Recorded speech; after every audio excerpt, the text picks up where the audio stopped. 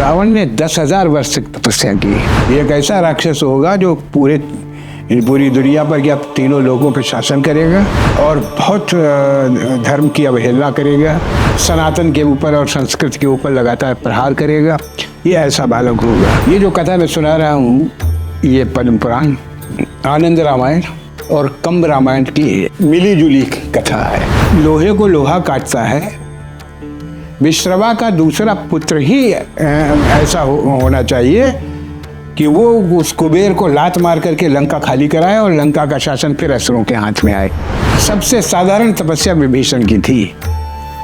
ध्यानावस्थित बैठकर भगवान का भजन कर रहे थे। रावण एक पैर से खड़े होकर के सूरज से आंखें मिला करके अपलक तपस्या कर रहा है। डॉक्टर साहब, आपका तिलक में बहुत बहुत स्वागत है और शुभकामनाएं नई किताब के लिए, आपके प्ले के लिए और नए आपके प्ले के लिए जो अब रिलीज होगा। सबसे पहले डॉक्टर साहब, रावण तत्व की जाए, उनकी वंशावली क्या है? सबसे पहले तो धन्यवाद तिलक चैनल को। रावण ब्रह्मा का वंशज है। वैसे तो हम सभी ब्रह्मा के वंशज हैं। रावण के जो पितामह थे महर्षि पुलस्त्य, अपने युग के सबसे बड़े विद्वान और ब्रह्मज्ञानी, वो ब्रह्मा जी के मानस पुत्र थे।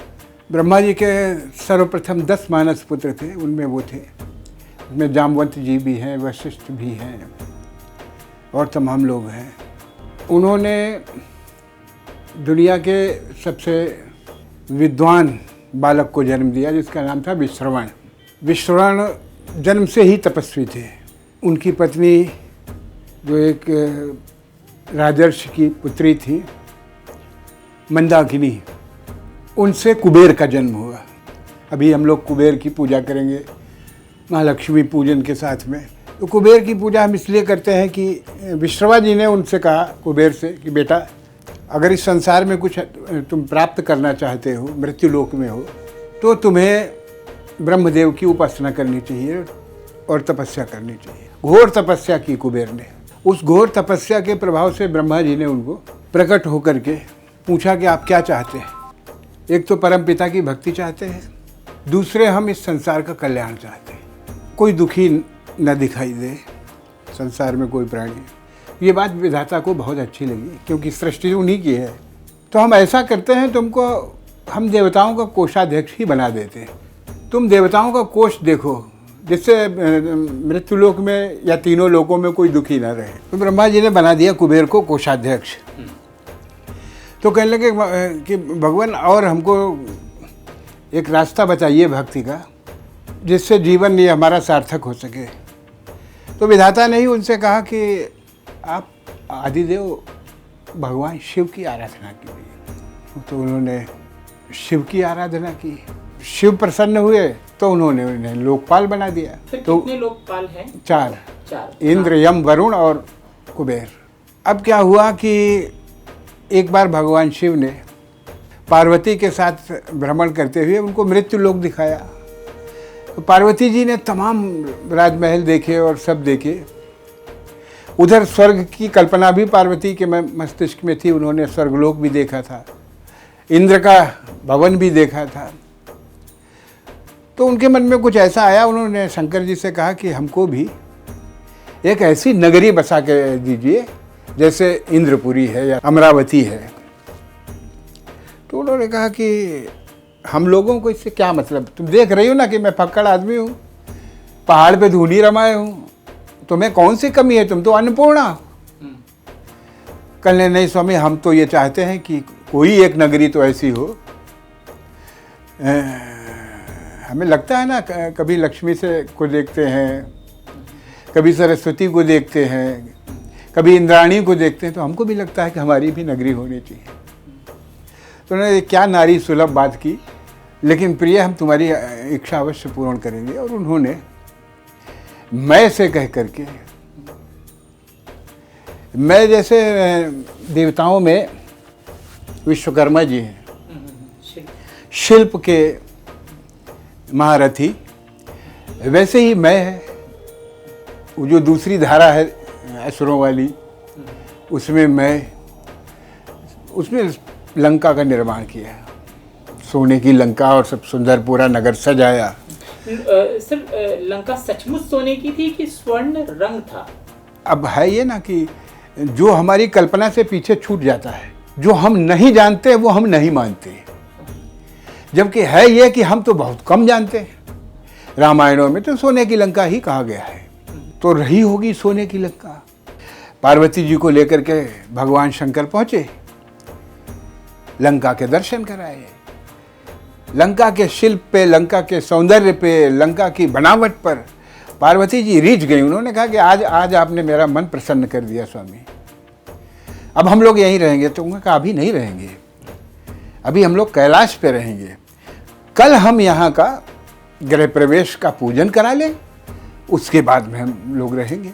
गृह प्रवेश पूजन कौन करेगा? आप तो देवाधिदेव हैं। कहने नहीं, उसके लिए आचार्य की आवश्यकता होती है, और वो आचार्य वर्तमान में महर्षि पुलस्त के अलावा कोई दूसरा नहीं हो सकता। हम उनको बुलवाते हैं, कल गृह पूजन होगा यहाँ लंका का, गृह प्रवेश पूजन, और उस पूजन के बाद हम लोग यहाँ रहेंगे। पुलस्त जी बुलाए गए, विधिवत पूजन हुआ, पार्वती और शंकर ने मिलकर के किया। उसके बाद उन्होंने कहा कि आचार्य जी अब आप इस यजमान से जो आप अपेक्षा कर रहे हैं दक्षिणा की, ले लीजिए। उन्होंने कहा ये तो दक्षिणा श्रद्धा पे होती है भगवान, आपको जो श्रद्धा हो जो दे देंगे वो स्वीकार है। उन्होंने कहा नहीं, जब देने वाला आशुतोष हो तो मांगने वाले को भी जो इच्छा हो वो लेना चाहिए, क्योंकि भगवान शंकर तो जान रहे थे कि क्या होने वाला है, भवितव्यता का पता था उनको। पुलस्त ने फिर कहा कि आप सोच लीजिए प्रभु। उन्होंने कहा नहीं, तुम मांगो, निसंकोच मांगो, जो मांगोगे दूंगा, ये यजमान का वचन है। तो उन्होंने ठीक है। फिर महाराज ये देवताओं और दैत्यों में जो युद्ध होता आया है, ये स्वर्ग को लेकर के होता आया है, क्योंकि दोनों ही तो कश्यप की संतानें हैं।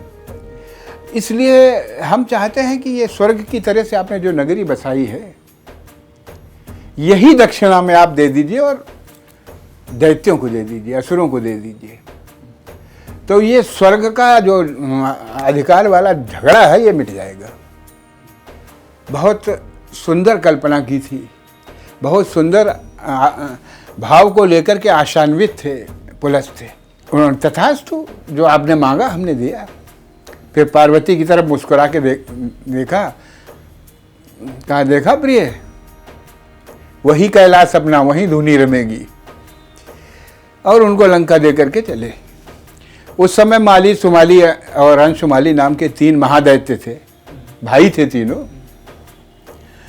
महोदर और प्रहस्त उनके मंत्री थे, मारीच मंत्री था उनका। तो उन्होंने बुला करके कहा कि ये तुम संभालो, लेकिन झगड़ा झंझट मत करना आप देवताओं से, वो उनको खुश रहने दे, तुम्हारे लिए ये स्वर्ग है, इसी में रहो। लेकिन स्वभाव होता है, जो राक्षसी वृत्ति थी उनकी, उससे वो बाज आने वाले नहीं थे। जो हमारे लिए धर्म है वो उनके लिए अधर्म है, उनके लिए वो कुछ नहीं मायने रखता। जैसे हमारे यहाँ विवाह सनातन पद्धति से होता है, उनके यहाँ अपहरण होता है, उठा लिया जाता है, उसी को राक्षस विवाह कहते हैं। तो उनकी संस्कृति रक्षा है, उन्होंने वही करना शुरू कर दिया। वो देवी देवताओं को क्यों माने, तो उनके विरोध में थे। तो फिर उन्होंने पृथ्वी पर हाहाकार मचा दिया। देवता फिर भाग के गए इंद्र के साथ विष्णु के पास, महाराज इनसे रक्षा करो, इनको आपने भोलेनाथ ने दे दी उठा करके लंका, अब उस पर उनका साम्राज्य है और पूरे आर्यावर्त में वो हाहाकार मचाए हैं, पूरी दुनिया में। लंका से पहले वो जो राक्षस थे वो थे कहाँ पर, कहाँ रहते थे? यही दक्षिण भारत में ही थे। अच्छा। अपने जो दक्षिण आर्यावर्त है वो सब यही विचरण करते थे जंगलों में। तो उन्होंने क्या काम किया कि विष्णु ने कहा चलो लंका पर आक्रमण हो गया। सीधे सुमाली विष्णु से टकराया, बाकी कोई इंद्र से लड़ा, कोई दूसरे देवताओं से, कोई अग्नि से लड़ा, असुर परास्त हो गए। विष्णु ने जीवित छोड़ दिया। नारायण ने कहा कि तुम लोग रसातल चले जाओ, वहाँ अपना शासन संभालो जा करके, क्योंकि मृत्यु लोक में तुम लोग रह नहीं सकते। इसलिए नहीं रह सकते हो कि तुम लोगों को रहने नहीं देते हो, इसलिए तुमको भी नहीं रहना है। चले गए। लेकिन वो एक कसक बाकी रही। सुमाली को ये खलता था कि विश्रवा के पुत्र का लंका पे शासन हो गया। शासन इसलिए हो गया कि जब लंका राक्षसों से खाली हुई तो यह हुआ कि भाई अब इसका शासन किसको दिया जाए। तो ब्रह्मा जी से पूछा गया तो ब्रह्मा जी ने कहा कि भाई ये तो भगवान शंकर ने बनवाई थी लंका, उन्होंने पुलस्त्य को दे दी थी, अब आप लोग निर्णय कर रहे हैं। विष्णु से कहा कि आप निर्णय कीजिए। तो फिर भोलेनाथ, तीनों लोगों ने, तीनों देवाधिदेवों ने निर्णय लिया कि चूंकि कुबेर से जो है देवताओं के कोषाध्यक्ष भी हैं, लोकपाल भी हैं और बहुत ही श्रेष्ठ व्यक्तित्व के स्वामी हैं, इसलिए इनको लंका का राजा बना दिया जाए। कुबेर लंका के राजा हो गए। ये बात सुमाली को बहुत खलती थी। सुमाली की पुत्री थी कैकसी। कैकसी परम सुंदरी कन्या थी और विवाह योग्य भी हो गई थी। बाप ने एक योजना बनाई। सुमाली ने बेटी को बुलाया, कहा देखो तुम्हारा विवाह तो होना ही है, क्या तुम इस असुर वंश का उद्धार कर सकती हो? तुम चाहो तो कर सकती हो। तो उसने कहा कि पिताजी हमारा शरीर ये आपका दिया हुआ है, आप जो कहें मैं करने के लिए तैयार हूं। उन्होंने कहा तुम चले जाओ, दंडक वन में महर्षि विश्रवा का आश्रम है, उनकी एक पत्नी भी है, एक पुत्र भी है। पुत्र लंका का राजा है, कुबेर।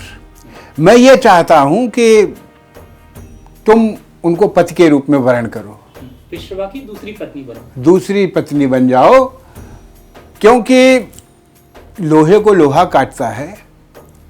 विश्रवा का दूसरा पुत्र ही ऐसा होना चाहिए कि वो उस कुबेर को लात मार करके लंका खाली कराए और लंका का शासन फिर असुरों के हाथ में आए। तो उन्होंने कहा कि आपकी योजना तो सही है और आपका आदेश है, मैं जाती हूँ।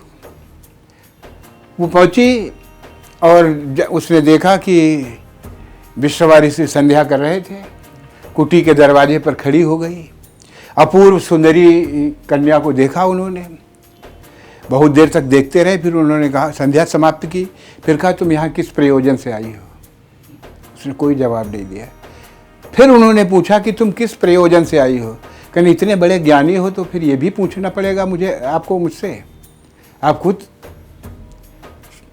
समझ लीजिए, अपने ध्यान से देख लीजिए।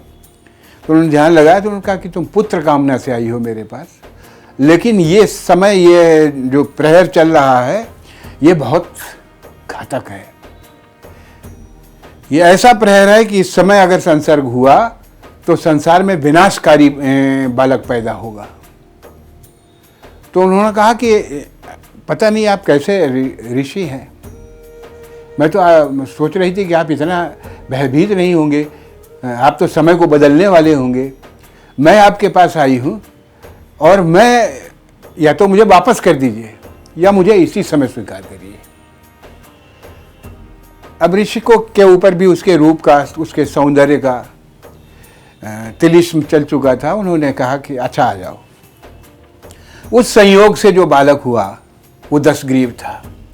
जब उसका जन्म हुआ तो पूरे संसार में एक भयावह स्थिति पैदा हो गई। हमारे पुराणों में लिखा है कि स्वान रोने लगे, दिन में रात जैसा माहौल हो गया और जन्म के समय उसके 10 सिर थे। स्वयं विश्रवा ने उसकी जन्म कुंडली बनाई और कहा यह संसार में बहुत बड़ा खलनायक जैसा बनेगा, ये एक ऐसा राक्षस होगा जो पूरी दुनिया पर, क्या तीनों लोगों पर शासन करेगा और बहुत धर्म की अवहेलना करेगा, धार्मिक लोगों को सताएगा, सनातन के ऊपर और संस्कृत के ऊपर लगातार प्रहार करेगा। ये ऐसा बालक होगा। कैकसी ने कहा कि महाराज हमारे और भी तो संतानें होंगी, वो अच्छी होंगी। दूसरा पुत्र कुंभकर्ण हुआ, वो भी उसी तरह के उसमें हुआ। फिर उन्होंने कहा कि अब हम कोई ऐसा संयोग नहीं लाएंगे कि जिसमें इस तरह के बालक पैदा हो। फिर एक सुंदर संयोग में विभीषण का जन्म हुआ, 3 उनके कन्याओं का जन्म हुआ, उसके बाद कुंभीनसी का जन्म हुआ, फिर क्रौंची का जन्म हुआ, फिर सूर्यपणखा का जन्म हुआ। इसका मन कतई पूजा पाठ में रावण का लगता नहीं था, केवल विभीषण का मन लगता था। वो बाप के पास बैठ करके संध्या वंदन करता था।